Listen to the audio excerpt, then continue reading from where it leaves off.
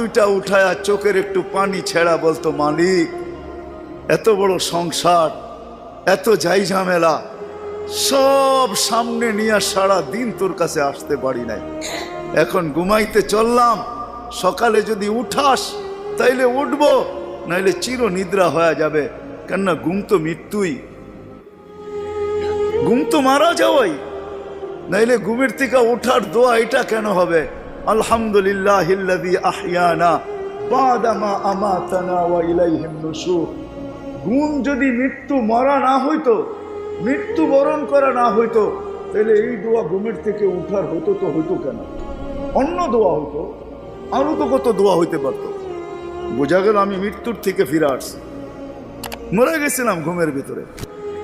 আমার জাতি যদি শোয়ার আগে হাত দুইটা উঠায় তওবা করে শুইতো, নারী পুরুষ নির্বিশেষে, এইখানে